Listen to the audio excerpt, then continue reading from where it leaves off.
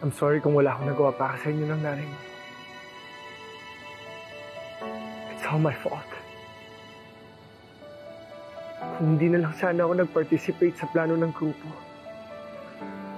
at naghanap ng ibang paraan para sa business namin, hindi sana kayo nadamay. Sana na-enjoy niyo ang magandang buhay ngayon.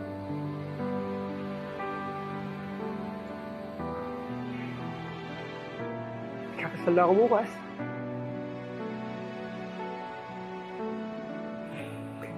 And I hope kung ano yung hindi ko nabigay sa'yo ng pagmamahal, pag-aalaga nung asawa pa kita, ibigay at magawa ko kay Greta.